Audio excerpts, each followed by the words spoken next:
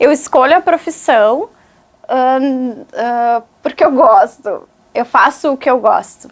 Isso vem em primeiro lugar. Eu entrei para a sala de aula, eu já tinha 17 anos. Eu vejo que eu aprendi muito. Eu lembro que isso é legal também da nossa profissão, que a gente aprende muito com os colegas. O nosso trabalho nunca é sozinho. A gente não é sozinho para pensar um ser, né? Um aluno uma vez me perguntou: Soraya, que horas tu vai trabalhar?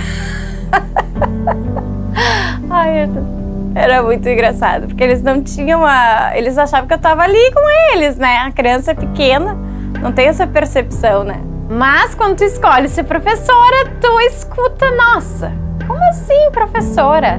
Como assim professora não vai ganhar nada, vai sofrer? Aí, meu filho não vai ser professor, né? Porque a gente tá num espaço realmente de conflito, né? E especificamente no Brasil. Ser professor no Brasil é bem difícil. A gente se vê na sala de aula abandonado muitas vezes, né? Vem políticas, vem leis de cima. Uma coisa interessante, uma coisa que sempre me incomodou é que o professor não tem voz, né? A gente estuda tanto, a gente sabe tanto sobre desenvolvimento infantil, sobre aprendizagem, e quem dita as leis, quem dita coisas assim, vem tudo de cima, e de repente tu tem que mudar uma metodologia e tu tá com aquela turma e tu sabe que aquilo não vai dar certo. Então a gente vive nesse desafio aqui no Brasil, né? De falta de recursos, não é fácil. Acho que talvez o que nos faz continuar é acreditar que a gente pode realmente fazer aquelas crianças ou aqueles nossos alunos, adultos, enfim, verem de outro modo as coisas e fazer alguma mudança.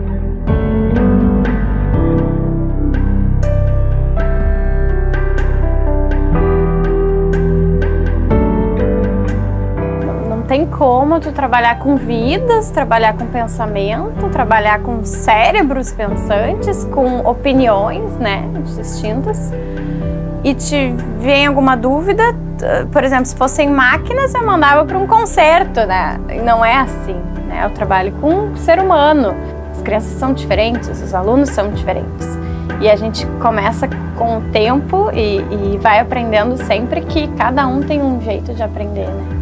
E a gente tem que estar preparado para isso e muitas vezes a gente não está preparado para isso. Tem uma professora, olha como as professoras nos ensinam, ela é uma pessoa muito especial. E ela diz, a gente sempre vai ter o direito de desdizer as coisas, né? Isso eu também aprendi.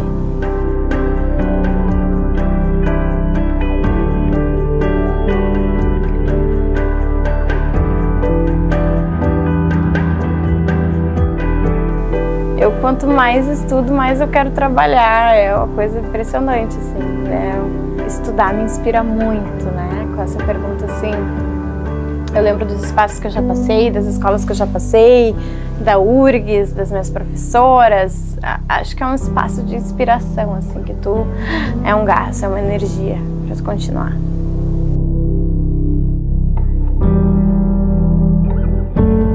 Meu pai me ensinou a ler. E isso eu lembro direitinho, assim, a primeira leitura que eu fiz, eu estava em casa deitada com ele lendo um jornal. A gente é um pouco professor, né? Todo mundo se acha. Acho que o diferencial do professor de formação mesmo é o nosso conhecimento. E isso é o mais importante, né? Acho que se a gente desse mais valor a isso, a gente poderia mudar um pouco as coisas, ser um pouco mais respeitado, ser um pouco mais valorizado.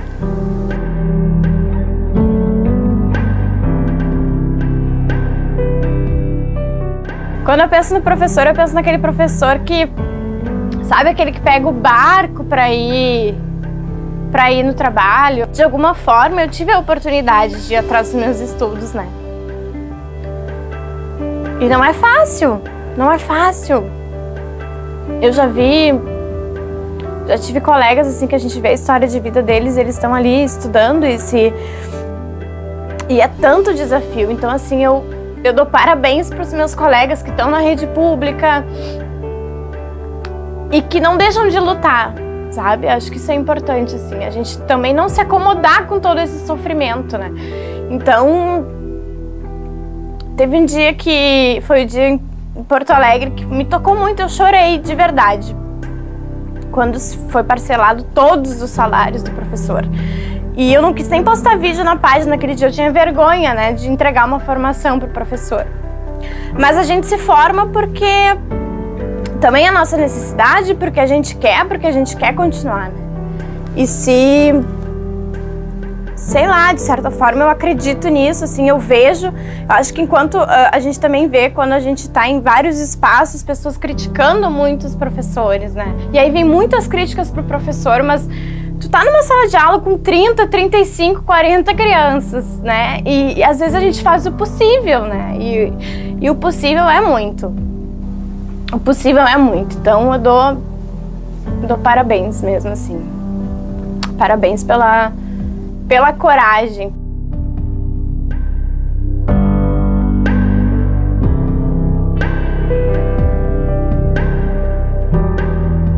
Eu lembro de uma aluna que eu tive, que eu acho que ela, sei lá, de alguma forma ela também me ajudou na minha decisão, que ela faltava muito, eu tinha uma história de vida muito complicada, e eu ia atrás dela, eu queria que ela continuasse indo, e o dia que ela apareceu, ela ficou 15, 20 dias longe de mim. O dia que ela apareceu com o cabelo rapado.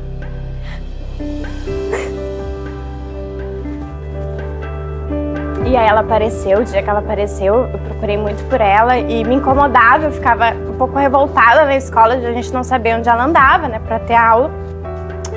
E o dia que ela apareceu com o cabelo todo rapado. Ela era uma menina muito linda, né, as crianças são lindas. E eu disse, por que tu tá de cabelo rapado, né? Ela, meu padrasto rapou, enfim, aí depois eu descobri que foi por situações bem complicadas. E naquele dia eu olhei para aquelas crianças e eu escrevi isso no meu relatório final do estágio, eu lembro. Que diferença a gente pode fazer, né?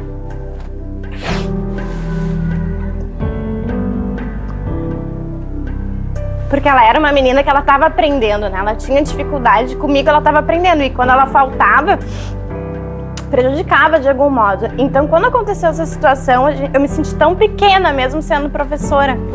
E tendo o poder, de alguma forma, de, na aprendizagem, talvez fazer uma mudança, né? E pensar o que vai ser do futuro daquela criança, enfim. Ao mesmo tempo, numa impotência, porque tu não tem como transformar outras coisas, né? E aí tu te coloca como professora, realmente.